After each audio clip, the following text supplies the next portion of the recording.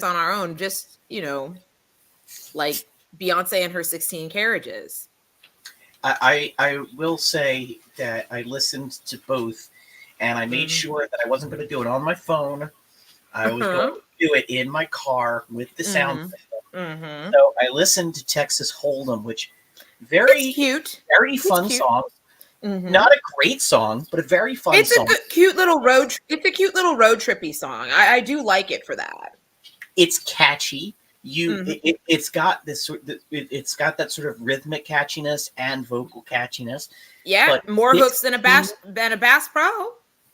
16 karat, Now, 16 carriages, that that that is. shit's multi-level hit. Now, That I didn't hits you check on because multiple levels. I read that they were number one and number two on the country charts. I really hope 16 Carriages is the number one, because when Texas Yeah, Hold'em no, will be, 60, Texas Hold'em is cute, but 16 carriages will listen. Listen, this is the song that's going to send this is a song that's going to send black women to therapy. it This is is her. it's a song that it's going to send women to therapy. Now, I'm going to just bring up the lyrics now, because I got to admit, I was not even You weren't paying expecting attention. anything that deeper personal.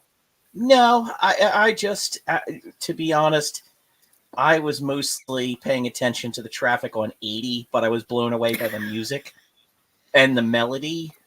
Yes. I think while everyone's talking about Texas Hoedown, I think 16 carriages is going to be what's going to be coming for everyone's necks, because it's so, first of all, I do think it's intentional. It runs on someone else pointed it out, and now that they pointed it out, I can't unhear it. Work song cadence.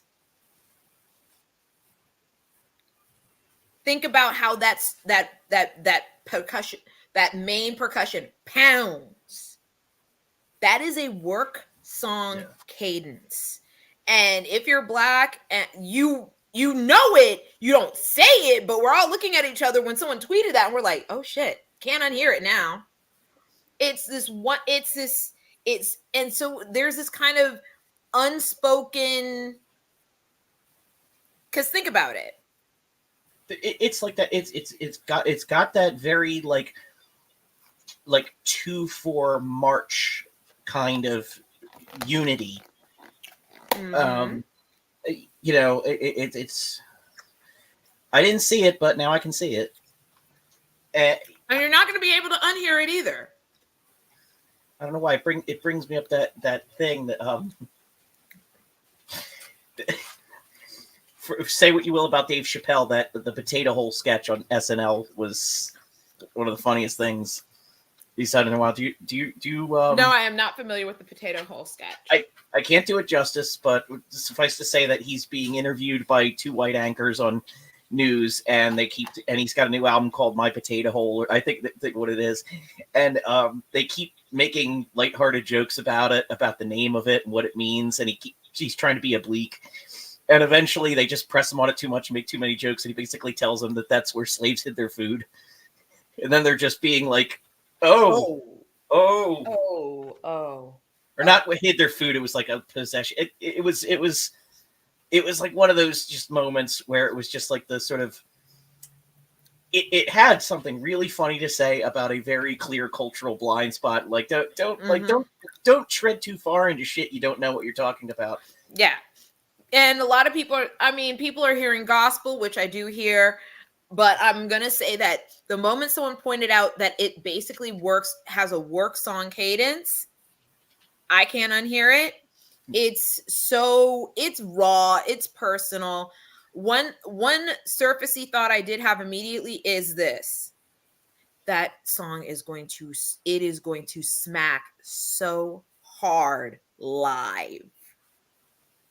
All usually the songs with like that very sort of driving 4-on-the-floor beat do, but this isn't even really 4-on-the-floor. This is like it was very, what struck me, it's just a very march, like 1 2 1 2 1 2 1 2, like Mm-hmm. very heavy on, you know, like it's in other words, it's a song that can be broken.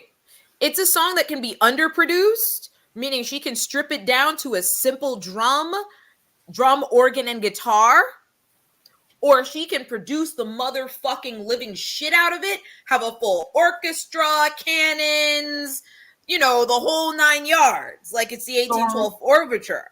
It's the song, and it's not, and again, you know, it's not my favorite of the two, but it is the song that can close the concerts after she says turn all the lights in the house on, so everyone can just be, you know, see everyone else, and everybody gets on their feet and starts, like, that's the song that ends a concert. It ends a concert, it ends a conversation. Whereas 16 Carriages is the song that takes your breath out of your freaking chest. I mean, it was beautiful. Like I said, I consider that song the song that ends the conversation. I consider that song. I think it will get played. I don't think people are talking about, well, the CMA's better nominator. I don't think the CMA's have the balls to do that. She can't even get album of the year at the Grammys. So I don't think the CMA gonna do it. But I wouldn't be shocked if the Grammys do I don't know if the Grammys are gonna file this album under country or if they're gonna be assholes. They've already, I mean, Apple Music, Variety have already been beat the fuck down by the Beehive by saying pop, country influence, country infused, country like, country-esque. I'm like, no, bitch, it's country. I know we're all a little awkward and all you could take was Mickey Guyton and you can't handle anything else, but I hate to break it to you, Beyonce is from Texas after all. You need to call this country. It's like that thing where they didn't want to call really incredible horror movies and they call them thrillers. Thriller. Dystopian mystery. Psychological suspense. Bitch, it's horror. You got Jeffrey Combs looking brooding and Tom Savini's in the credits. Shut your mouth, call it horror, move on. So that was a tangential to the discussion we're going to have, which is the main discussion. I'm gonna throw out some preliminary predictions. Whole album comes out on the 29th. I do predict, we are either going to get a full-on collab with Dolly Parton, or she will cover Jolene, as Dolly Parton has always wanted her to do. There will be a collab with I feel like possible collab with Mickey Guyton. Possible collab with Mickey Guyton. That's a rational prediction. And the long shot, I don't think this is gonna happen, but it would be pretty hilarious if it did. Collab with Taylor Swift. I don't think she's gonna do it though. But it's one of those things that I think people need to realize that is something you might need to mentally prepare yourself for. Because the Swifties and Bay have been fighting like cats and dogs. And that's understandable. And I think we talked about it the last time. You know, Beyonce doesn't know her shit, so it's she really don't. Beyonce don't owe her a goddamn thing. She really don't. It's kind of like, you know, Taylor Swift really didn't in any way offer any pushback about that shit. And her pushback it's all been litigated. Her pushback was friending up Ice Spice and dating Travis Kelce. Fight me. Listen, I think she genuinely wanted to get to know Ice Spice. Maybe she did, but I have a feeling Taylor only picked up the phone to call or text her people because she knew that everyone was talking about the fact that Matthew Healy basically dogged out Ice Spice and basically by extension dogged out all black women by admitting, yeah, I like to walk, I get off, I beat off to the pain of black women. I mean, I'm sure a lot of white men do, but he was like one of the first people to just straight up say it. And being that Taylor Swift as nice as she is, she just seems to attract problematic white men. Matt Healy, your band isn't good enough for you to be this much of a piece of shit. It's not not like Led Zeppelin and Jimmy Page being like an evil human being. People are willing to overlook that because it's Led Zeppelin, but the 1975 fucking cares. But yeah, she has a history of being linked with problematic white men. And somebody came up with the profound idea, what about Travis Kelce? He's dated a lot of black women. Maybe some of that will rub off on you. Jesus, he has, yeah. It's like the Paul Mooney joke about Robert De Niro, but for Travis Kelce. Yeah, like I'm looking at this like, I mean, she can have him if this is what she needs to do. I don't get what. But honestly, she's probably 15 years from now, she's going to look at it as a phase. Just like with, Justin Timberlake, just like Miley Cyrus, just like Pink. They go a little hood for a phase because Paul Mooney did not lie. He told a lot of jokes, but he did not lie. Everybody wants to be one till it's time to be one. Every time. For those listening, the joke about Robert De Niro was that the only thing a white woman can do for Robert De Niro is show him where a black woman lives. This is and good, and to say for Robert De Niro, this is still true after all these years. He cheated on a black woman with another black woman. I mean, that's brand loyalty right there. Brand loyalty, fam. So that was horrible of me, was that not? I know that was horrible. You were not ready for that. I wasn't. I think part of it is I'm fucking delirious from shoveling all day. Yeah, but like I said, Robert De Niro cheated on a black woman with another black woman. I'm sorry. So, with the whole Taylor Swift thing, I think the reason why it's relevant to the show is I myself as a former Republican, I don't know if you are. Have we had this? Are you currently Republican but disaffected, or ex-Republican wholly? Ex. I officially registered as a Democrat in order to vote. Initially, to vote in the Florida primary for Pete Buttigieg, but by the time the Florida primary happened, because of that bullshit around Super Tuesday, where they all just behind the scenes like, let's just throw it to Biden so we don't have one of these socialists in charge. He's not even really a socialist, but whatever. It's just more a fact of who do we think can actually. I think they just said who you think don't actually win this shit. I think Pete Buttigieg could actually win this shit. You've seen, you and I both know Eric both know Republicans who were like, I would vote for Pete Buttigieg. Yeah, like I said, I realize that these are anecdotes, but we've heard enough anecdotal shit I've heard enough anecdotal shit as to why Nikki Haley is staying in the race, because she knows she can fuck the whole thing up. She can. She has a much better opportunity in 2028 if she fucks this up for Trump this year. Yeah. And her big donors know that too, which is why they're still giving her money. And also from what I can tell, she is being reasonable with her use of, she doesn't have like 91 fucking charges to deal with. So she has the opportunity to be reasonable with her cash. Yeah, she's not spending $50 million on her.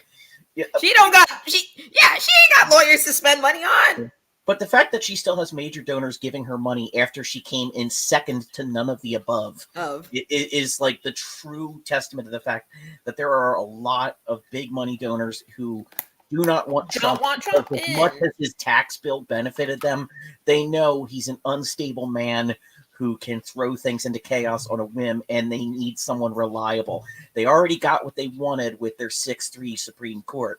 They do not need Trump. They need someone who will protect their interests on a stable and reliable basis. And that is Nikki Haley. It's a long shot, but to go back to what I was saying, us being, our perspective on the show being ex-Republicans, I think Eric would be when he joins us. If I'm gonna yell at. I'm gonna be like, I believe is still a currently a Republican, but very disaffected. I like to use very that. much not part of the, very much not invited to their reindeer games. Yeah, but that perspective comes with this sort of, we see the lunacy around us that in our former party, and it kind of is this embarrassment by proxy. Like, why were we? Why did we do? Could we have become that? Yeah, you wake up in a cold sweat thinking, "Oh shit, I could have been that person." The shit with Taylor Swift and Travis Kelce is a huge part of that, because it went beyond fringe voices on Twitter. It became a mainstream event that was being talked about on Fox News, the biggest cable news network. They were referring to this woman as a psyop. Exactly. A psyop. Like, okay. Exactly. Point being made. As I said. But seriously, it's the fact that they don't see that she is one bad incident and a failing record away from. Exactly. She's one bad, as you said, one bad incident and a failing record away from switching sides. She is, to me, I love all kinds of music. I listen to all kinds of music. I mean, me, we've talked about, you see on my private Facebook, I do my whole deep track of the day thing, and I've listed, I'm developing my next list of deep tracks, and the first one I'm going to do is by Daz Band. Like, I like, like my Taylor Swift in a career that's like almost 20 years old now, 15 years old, I think. When did 1989 come out? That was. Bitch, I don't even know. Exactly. I couldn't tell you a damn thing about this woman's discography. But let's say her career is 15 years old at this point, thereabouts, maybe a little less. She's been a superstar for a lot of it. I've listened to some of her music. It doesn't grab me. A few songs on Folklore and Evermore, her more acoustic based, less pop based, do grab me. But it's just a few tracks. I have tried. I'm sure. It's not hitting me. But I realize that's because I think for most people, they don't want to have this conversation. Taylor Swift is not for them. Taylor Swift is for a specific demographic of white female. With a lot of disposable income. A lot of disposable income that has not really realized that you are not the center of the universe anymore, but they haven't been told yet. And I'm sure, there are a lot of people who love her for, the music. And I can't say that, this taste is better than that taste. But it's not for me. But what I would say is that I begrudgingly appreciate her because of the people she pisses off. And that's fair. I will say this. I would say this, but I would also say I tend to, as a Black woman, I tend to pay attention to who hates her, and then I also pay attention to why. There are people who are permanently put off by the fact that she has been involved with, been entangled with so many problematic white men that, they can't fuck with her. They can't fuck with anything about her. And I get that. For many people, they have kept an eye on people that she's taken pictures with, people that she's hung out with. In other words, they're like, okay, there are just too many problematic white men who still are jonesing for her, and she's really not done anything to truly push these men off. So I can't fuck with her. And I get that. I really do. Those people who explain that that's their reason, I get them. But then there are people who just disproportionately hate her, or they wish she was someone else. There are people who just hate her mere existence because she grew up semi-privileged, slightly outside the tried and true country track. And then there are people who grew up, and then there are people who don't like her, who wish that she grew up more privileged and more within the country track, so that she would be basically Toby Keith in a fairy core outfit. So I came back and just heard Toby Keith in a fairy core outfit. So because sorry. there are some people that are mad at Taylor Swift because that is not who she has turned out to be. They were hoping for Toby Keith in a fairy core outfit. But I mean, these are people who claim to love country, and they don't know fucking shit about country. They weren't. I mean, country didn't exist to them until Toby Keith. And they're actually offended by Bo Burnham, and they actually don't know enough to be offended or hilariously offended by Bo Burnham's famous pandering song, because that shit was wrong. Because, my dad growing up showed me some country. Wasn't his thing, but he showed me some of, like, not exactly outlaw country, but some of, like, country was for actual bad motherfuckers. When country had where Woody Guthrie had his "This Machine Kills Fascists," and you could actually find a redneck accent on the red, where country music had communists, where country music had socialists. Like, there are people who were around who remember back when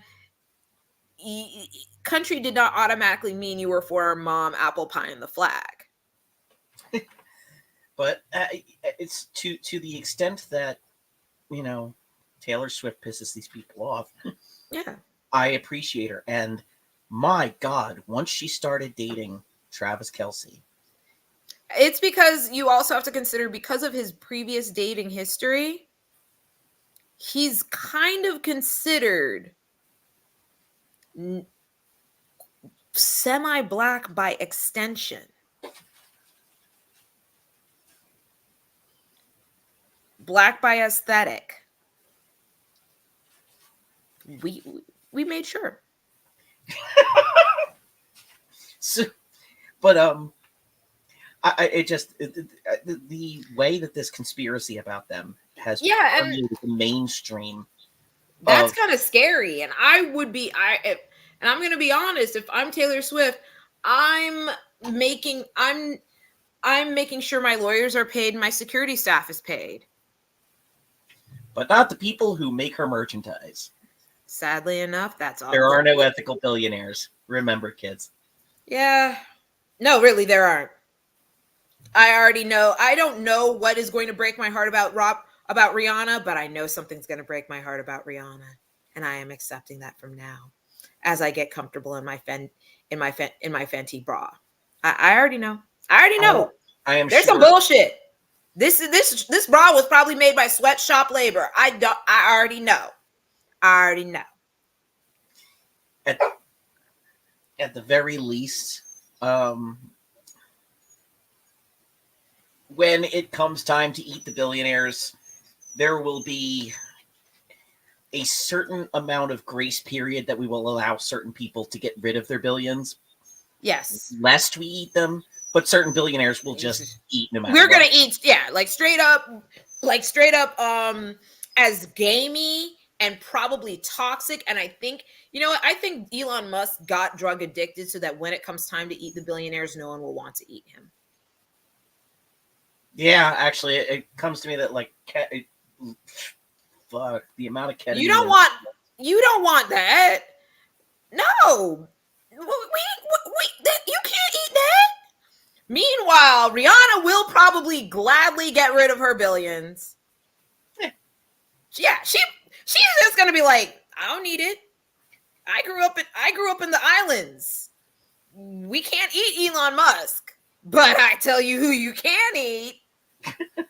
Oh yeah, no. I firmly believe that there are certain billionaires that will turn on others, and I don't think Jay-Z's one of them. Jay-Z will not. Jay-Z will get eaten, and I think it will be his what I think Beyonce will turn on him. Well, Beyonce you will know take the the cake. saying. His critics say he's money cash hose, but he's from the hood. Stupid. What type of facts are those? Like I said, I honestly believe that Yeah, we will end up eating Jay-Z. We will not end up eating Beyonce. I We was will mad. not. Huh? I was mad that didn't hit as well as I wanted it to. I know. I'm sorry. We will not end up eating Rihanna. We will absolutely eat Jeff Bezos. That's happening. No.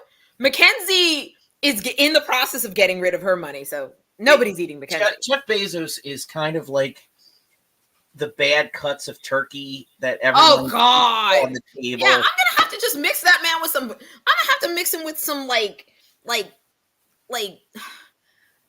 I'm gonna have to make my own cranberry sauce to make that man palatable. Yeah, it definitely requires something homemade, not store bought. This Yeah, is not Martha yeah. Stewart. Can't say store bought is fine for this one. Yeah, and I think Martha Stewart will also give up her billions because she probably gonna be like, what if I can just no, Martha, you will have to share these recipes with the people. Damn. But for my own joy, yes, do it for your own joy, Martha. Do it for your own joy. So, And I think Martha and Snoop will collaborate and make Elon Musk palatable.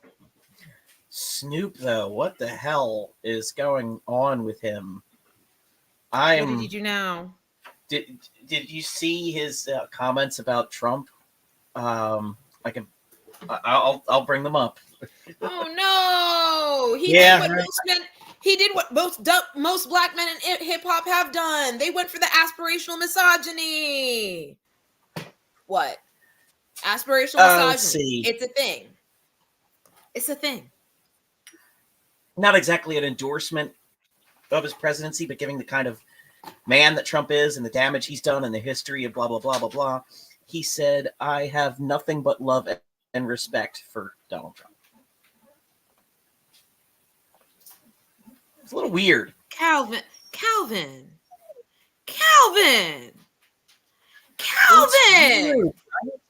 Like, he didn't go the full... no, baby. Like, as far as rappers go, he wouldn't go the full Ice Cube or Kanye. But like I said, that aspirational misogyny ain't nothing to fuck with. It's like the Wu-Tang of politics. It's nothing to fuck with. I don't know. Then again, Wu-Tang are from Staten Island, and that went hard for Trump. So you never know. And I don't even think most New Yorkers consider Staten Island a part of New York. They literally act like that place doesn't exist, which is fair. Hence the chip on their shoulder, I'm sure. I don't know. Which is fair. I would lie and say I was from Yonkers if I was from Staten Island. What? I would lie and say I was from Yonkers before I admitted from being from Staten Island. Yonkers, though, it's like I said what I said. Might as well say Whitehaven.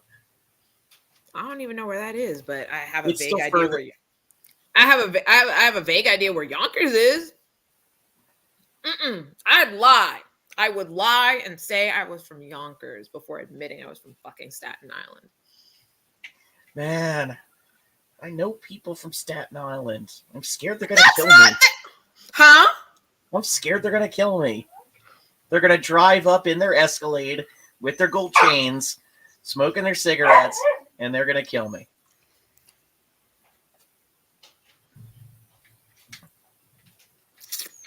Really?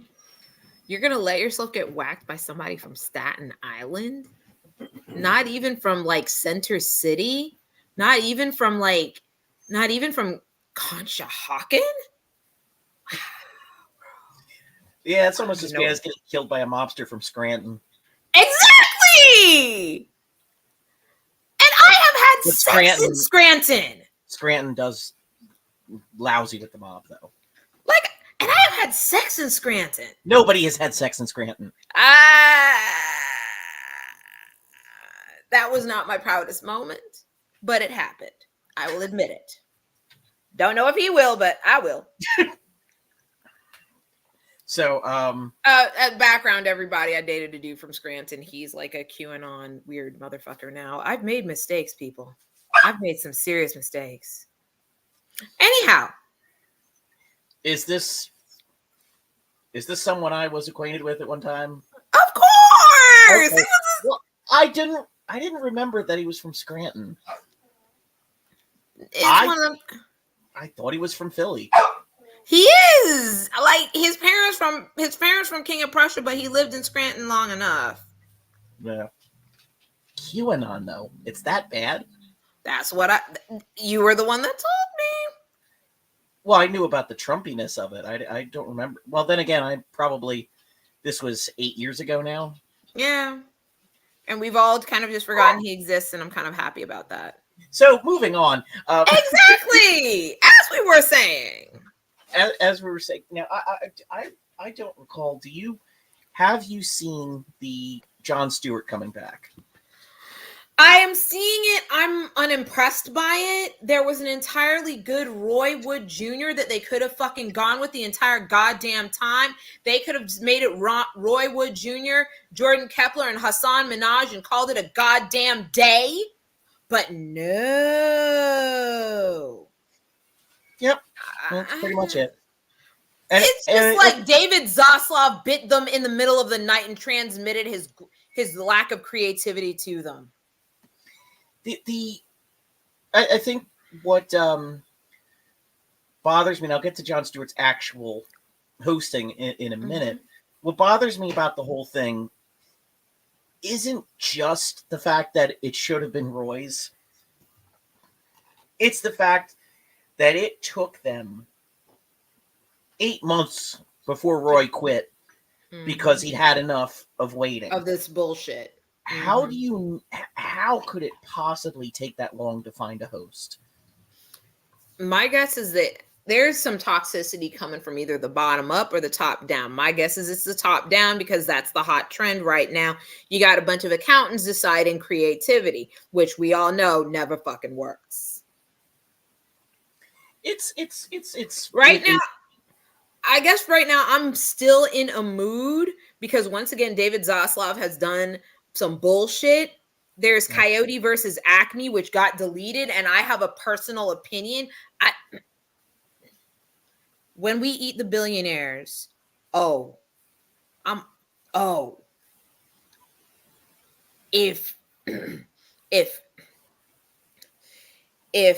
Alex Guarnaschelli and Guy Fieri give up their money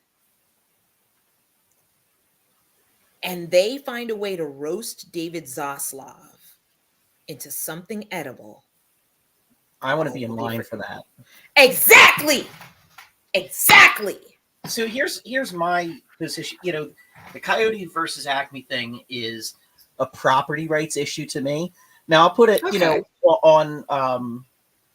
I mean, as an appreciator of cinema and a film and an old school film snob, going back to basically being a child, where most 5-year-olds' favorite films aren't Jaws, but it's to me the creative arts matter, art matters, preservation of art matters, but also when it comes to matters like Coyote exactly, Siri's making great points here, though. Yeah, great points, absolutely great points. Very offended, but so I'm struggling to find the right words, but I think that there's a certain amount. There's a reason why there's a lot of people on the right who would call me a socialist and a communist because and it's just sort of like they don't really I like believe my position on personal property because I am very emphatically for people having private property like land. I think we should make it possible for everyone to have it, but a big portion of it is the right to solitude. That I think should be a big thing. But another portion of it is the right to intellectual property that I think is very important. In other words, we need to stop. In other words, if you're going to shelve an item, if you are going to shelve a property under tax breaks, then make it truly a tax break and make it public property instead. Is that where we were going? Pretty much. When you take something like anything like Coyote versus Acme, if they're going to say, we want the tax breaks for the loss, okay, then you have to truly lose it. And I don't want it to go into the public domain. I want it to go in the form of shares to the creative and lay people and laborers involved in it. That sounds wonderful. If it's something that ended up on screen or as a part of, and maybe there's a way to figure this out, or as a part of the creative product and end, whether it's designing the titles, doing the lighting, building the sets, costume design, shares get distributed. I love it. I love it. I love it already. I love it. I'm here for it. I cheer for it. Because I'm sorry, the idea that, okay, you lose it, fine. Then that means whoever worked on there from the WGA, they get a cut. Whoever worked on there from the from your animators, they get a cut. Your composers, they get a cut. My cousin who's a conductor, he gets a cut. In other words, everybody who actually showed up to the goddamn lot to work gets their gots. Yeah. I love it. And I still think we should still release it to the public as a public domain. In other words, drop that shit on YouTube and act like you lost it. Well, it's one of those things I would imagine that decisions about releasing it and how and when it goes to shareholder vote and stuff like that. Boo. It's just that part of that ownership part of it. Or the other part of it is if you lose it for a tax write-off, then there should be a sort of government Creative Commons that releases it and only pockets the cost of releasing it, but releasing it brings royalties to the shareholders. These are just ideas, but that's kind of no. You see me excited. You see me acting like I'm at a drag show. You see it. But anyway, so that's yes, David Zaslav can go to hell for all of this. We've said this. I think we've mentioned David Zaslav just never seeing heaven at least 3 times on this show. That's it. That's the new Henry Kissinger. David Zaslav, you are now one of the most horrible people on the planet. I love it. I live it. I cheer for it. Yes. So, yes, bitch. David Zaslav and Dick Cheney. Sorry, bitches. I hate you both. Slancha. I love it. So, with The Daily Show, Jon Stewart comes back and he does a lengthy monologue about basically comparing and contrasting Biden and Trump's age and mental acuity. And he also talks about the danger uniquely that Trump and Republicans present. But what most people got out of it is, he talked about how both Biden and Trump were old. And I say most people, it's a lot of mainstream liberals like Rolling Stone magazine and Keith Olbermann and stuff like this talking about Jon Stewart. That man existed. Everyone did, including his former employers, because that man has been fired a lot. Yeah, you're right, though. He has been fired almost as much as Tucker Carlson. Fish Stick King.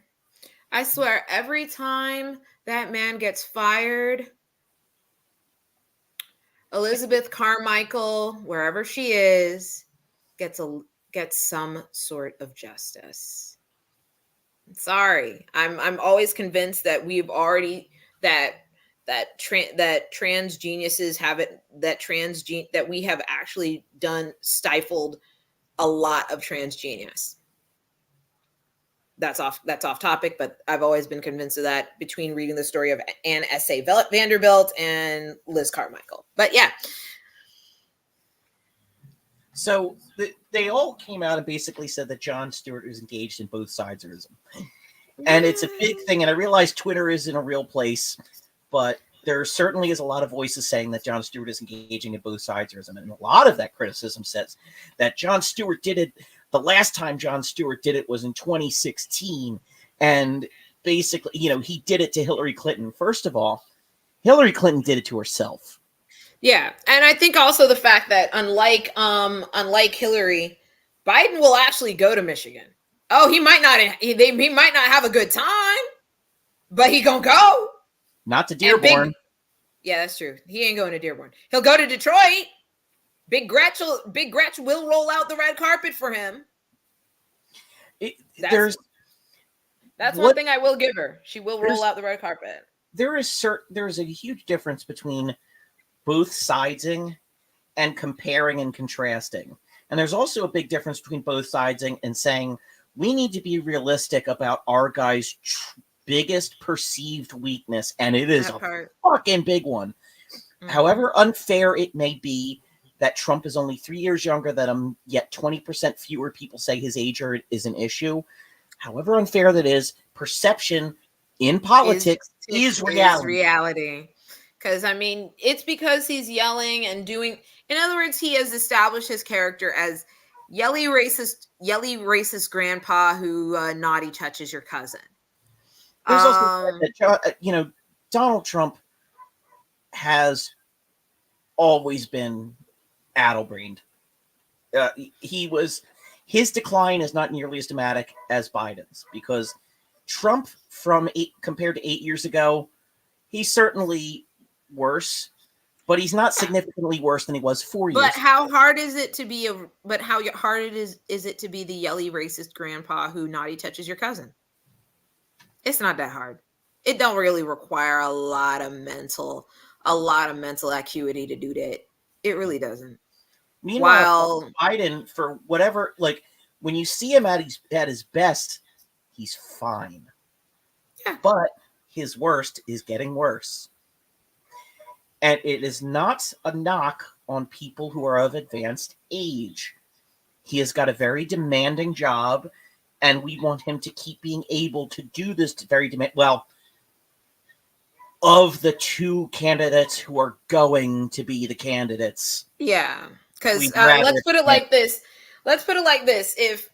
If the angel of death decides to be weird and visit Mar-a-Lago on a collection call, that's going to make everything very interesting and put one Nimrata, Nikki Haley, in a very unique position. And she will beat Biden if that happens.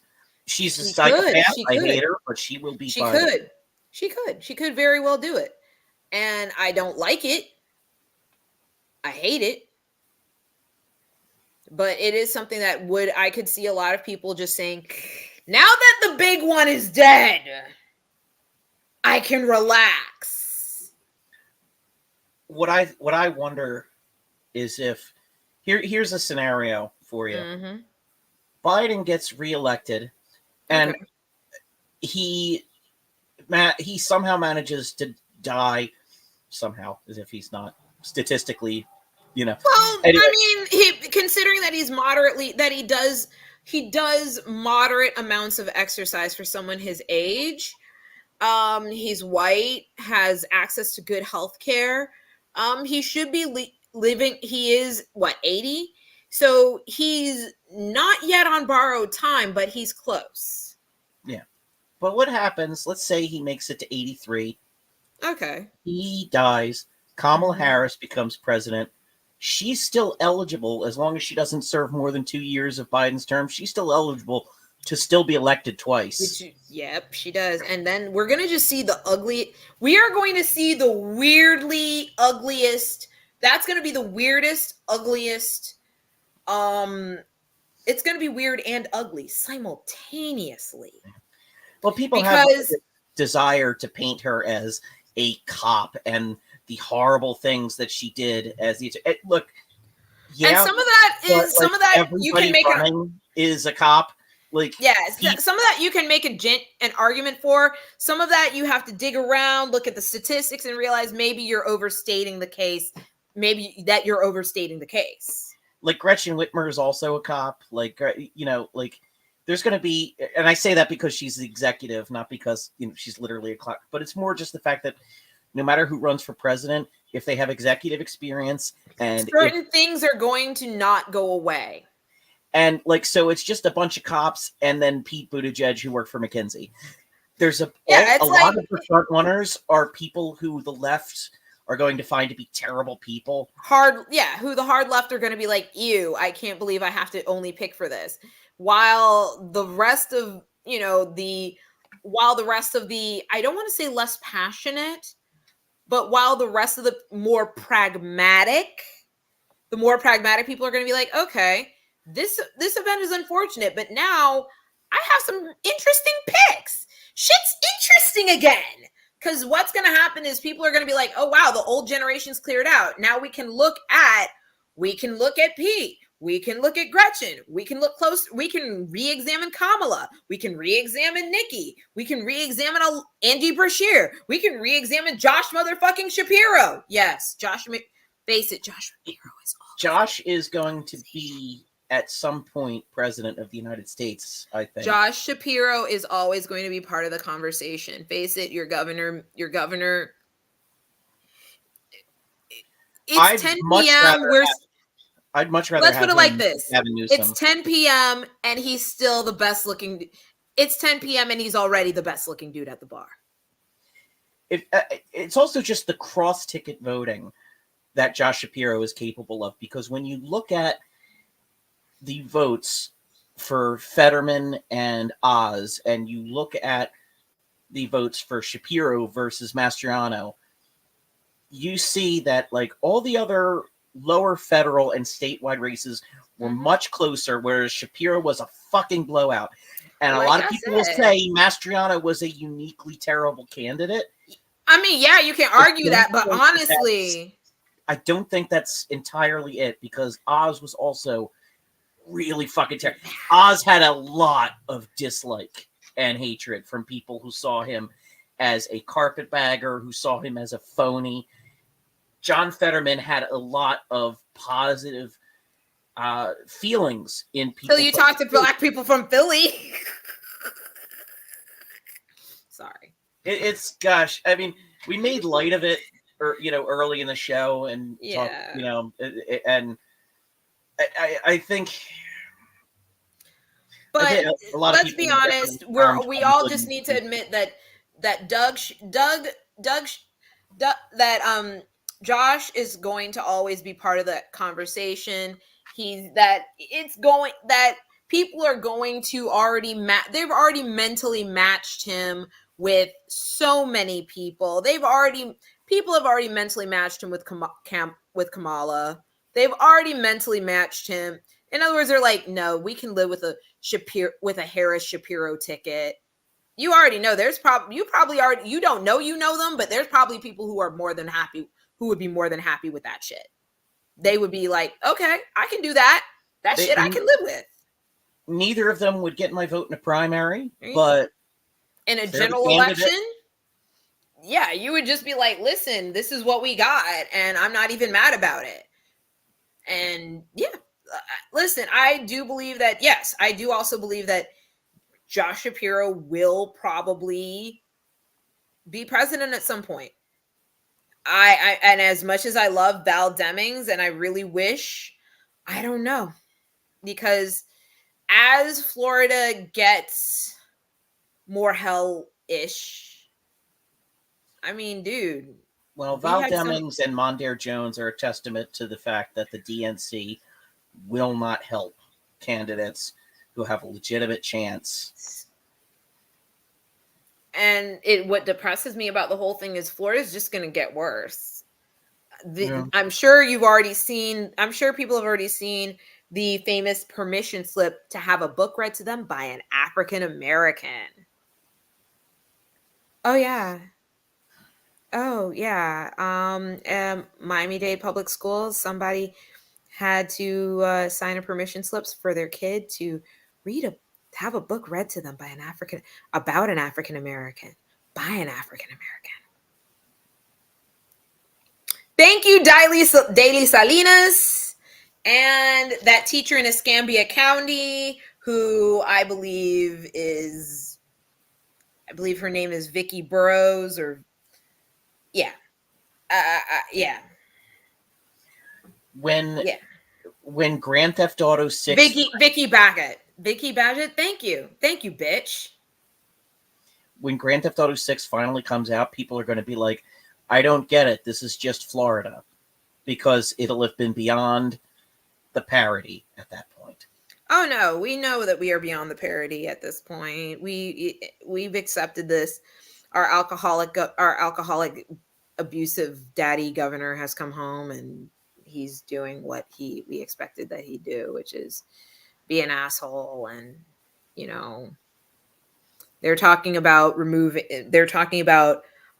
making it impossible for trans people to get driver's licenses, which I'm like, just say you want them unalived. Because honestly, the way Florida is set up, for people who live outside Florida, if you live in a state with a good public transportation system, yes, New York, I am absolutely looking at you.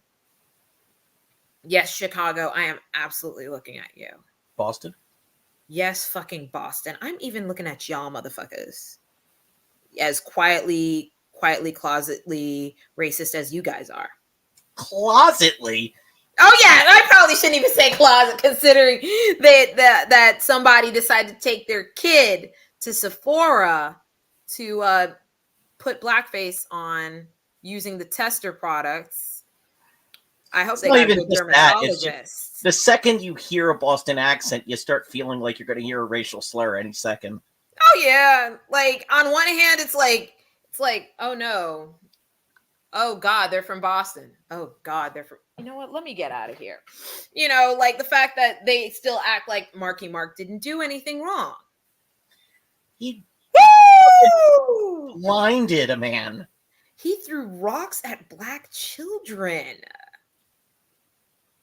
Who does that?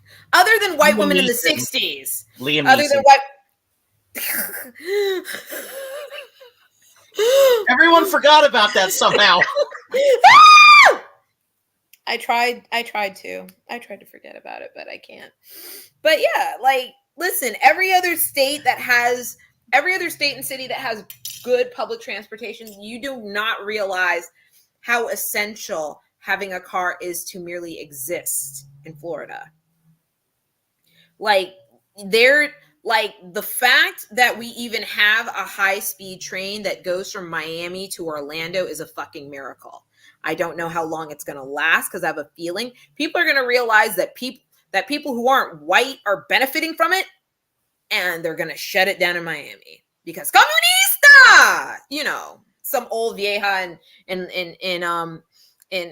Little Havana is going to start writing letters to the governor saying that it's ferrying Cuban Castro agents into her church or some bullshit. What's the thing? It's like, we talk about, I wonder if it's a corollary of the crab mentality, and where we've talked about it before, where people are like, as long as I'm not on the bottom of the ladder, I'm happy to be near the bottom of someone who's below me. Yeah, it's the famous, I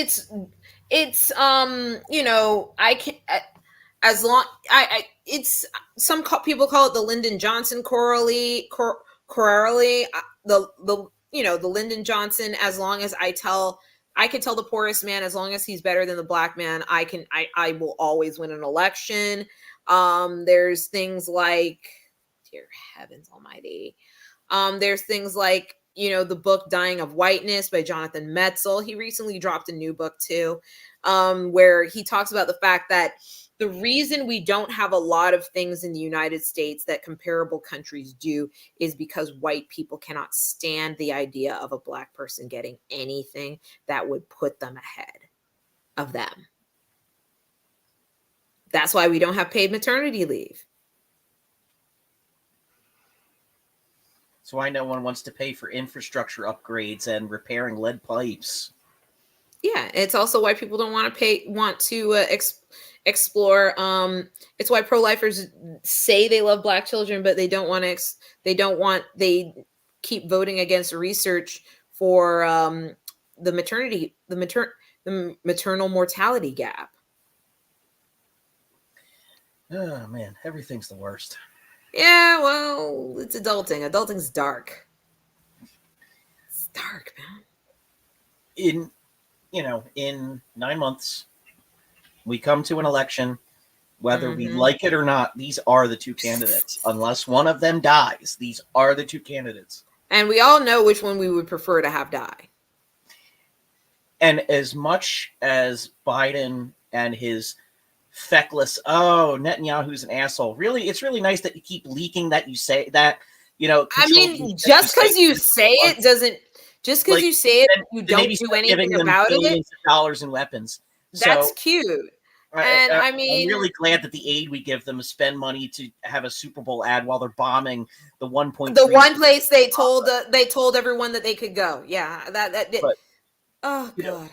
People rightly refer to him as Genocide Joe because he's doing jack fucking shit to stop this.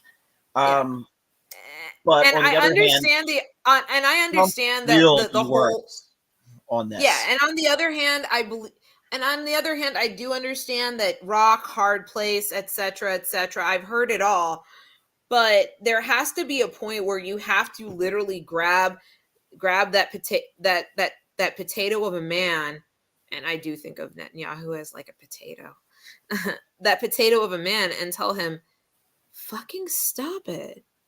No, everybody knows who your government really is now. And everybody knows. Nothing's going to stop him. Yeah. It's the fact that I think it's not being used. If we cut off the spigot entirely, it might help, but it's not even going to solve the problem. They're still going to be terrible to Palestinians. Oh yeah, but it's the idea that I think Britain has made noises about cutting the spigot off. I don't know how long that's gonna last. Canada hasn't yet made noises. Huh? Their Labor Party is drifting further right anyway. So it's like at this point, the most we're gonna get is people making noises. Yeah. And meanwhile, it's really not gonna change anything. They're still gonna blow this one place they told them to go off the face of the earth. I mean, the ICJ can point out, yeah, you told them that, and technically that's genocide. Okay. What are you going to do about it? Yeah. And meanwhile, we've gone way past self-defense at this point. We really have. I mean, they went way past self-defense when we realized after a month they had dropped 6,000 bombs. 80% of the infrastructure in northern Gaza gone. Cannot all have been Hamas. They keep talking about Hamas tunnels, but anytime they try to show, reporters about these Hamas tunnels they curiously can't verify the location. I need them to jump on a live right now and with no edits, no cuts, walk a tunnel for us. Just walk one. Instead of putting a pipe camera down a toilet into a tunnel with a suspicious cut in the video, and then having people... And then showing an entrance of the tunnel that, geographically speaking, does not correspond with the direction of the entrance. Where you're going with this. Yeah. I'm like, sir, we've watched enough special effects. We know what we're like. Sir, this is a college special effects scene. At least have the decency to be good at it, too. You're not even trying. You'd think they would. Because now I'm just feeling like, I mean, when you think about the propaganda we were fed younger, that Oh yeah, the Israeli army is some of the most badass in the world. Now that I see them destroying stores and sniping children, I'm left going, I mean, it's good PR. It worked. It has worked. for Um, nearly 60 years. yeah. So, you know, there was a seismic shift culturally. I mean, this has been going on for far longer than Mm-hmm. than 67, 68, but all the same, it's a profound shift since then, and a lot of it was propaganda. And it became so.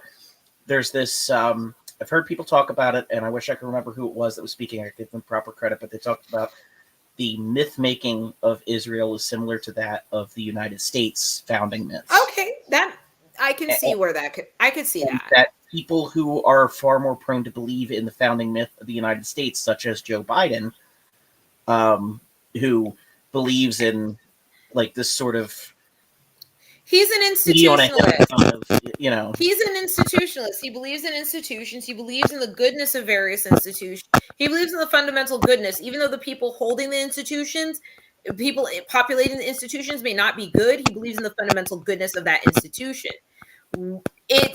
That's his problem. Yeah. That's his problem. I mean, George R.R. Martin understood it, and that's a big conflict of the Song of Ice and Fire series is that systems exist only if we lend them their own credibility. They can just be like whoever has the force behind them and the people that make up that force believe in their rightness. That's who wins. That's how coups happen. People just lose confidence in a culture of their government, the military, and that's why the Republicans are slow walking every goddamn thing, because they want people to lose confidence in Congress so that it will be easy for them to slow walk confirmation of a re-election. There, I said it. It's out there. Meanwhile, that's my theory. That's my theory, and I'm sticking with it. They're acting like this as a test run to see how much they can slow walk some shit or kill some shit. Well, on that depressing note, I'm sorry. We will end the show. No, it's just one of those freaking things. I'm kind of sick of everybody's shit today, and also again, I am kind of delirious from spending so much of the day shoveling. We didn't talk about this on air yet, but 12 inches of snow. It's just no. So and to think you'll be missing the 12 inches of snow once the summer starts. 100-degree days, yeah. I was very thankful this last summer we didn't get any 100-degree days. You might get them.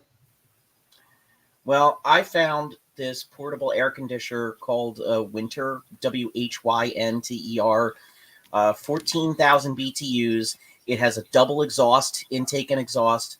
This thing was incredible. I am going to get a second one this summer. I cannot. Are we talking a winter portable air conditioner? Yeah, it's gray. It's black and gray. Oh, like $500 some dollars. Oh yeah, $529.99 on Amazon. Just because I know that I'm gonna eat, just because I know when it's time I'm gonna eat Jeff Bezos doesn't mean I'm not gonna. What's your square footage in your living space? What's our square? Girl, I don't even know. I know that we have vaulted ceilings, which makes it a little harder. It does. So, but we have shorter ceilings. But let me tell you, that winter unit, amazing. And the reason I found out about it is because I seen it, had good videos, but then I went to my local pet supply store. They had it in there built during the summer, and it cooled the shit out of that store. Granted, noted. It was a small store, but still, that's that shit. Okay. I don't know where we're gonna get them. Ours struggled once it got below like 86 degrees in a 600 square foot room, but that's why we're getting a second one. So, in the 600 square foot living space. And it also needs to be, but seriously, can't recommend it enough. And with that, we're going to end the show. And But now I got This something just at least. in: Dick Yeah. Cheney and David Zaslav somehow still alive. Fuck!